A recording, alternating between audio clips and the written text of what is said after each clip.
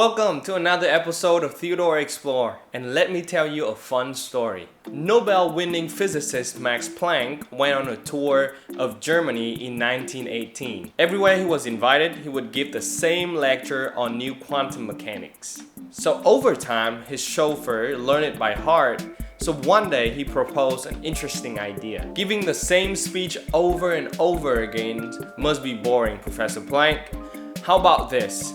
Let me do your lecture and then you will be sitting in front wearing my chauffeur cap, and that would give us something different to do this time. Now Professor Planck liked this idea, so on that night, the chauffeur gave the long lecture on new quantum mechanics to a group of famous people. Later, a physics professor stood up and asked a question. The driver was shocked and answered the man. I've never thought that in a city as advanced as Munich, I'd find someone who asked such a simple question. This question, I let my chauffeur answer it for you. One of the best investors in the world, Charlie Munger, said there are two types of knowledge in this world. And first, we have real knowledge. We see it in people who actually spend a lot of time and effort in studying, memorizing, and comprehending this type of knowledge. The second is chauffeur knowledge, which comes from people who knows how to put on a show. They may have great hair, great voice, but they don't actually own the knowledge in their mind. They say eloquent things like reading from the script. Unfortunately, it's getting harder and harder to tell real knowledge from chauffeur knowledge. Still, it's easy with news anchor.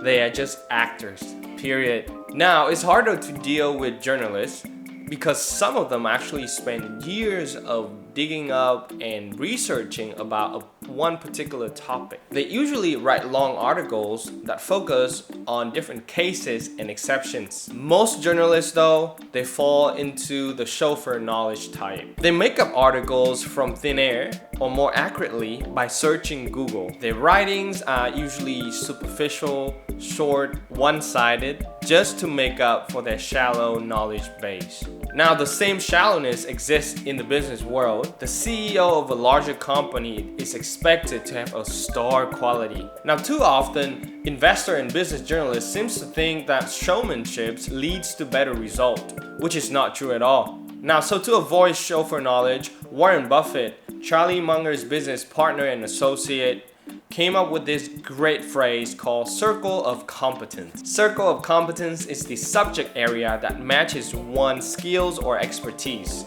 So Munger's best piece of advice is this: stay within your circle of competence. It doesn't matter how big or small this circle of competence is. You have to be aware of what you understand and what you don't. And more importantly, you have to stay within your circle of competence. Munger emphasizes by saying, you have to figure out where your skill sets is. If you play games where others are good and you're not, you are surely gonna lose. You have to figure out what advantage you have over others and stay within that circle of competence. That's how you win.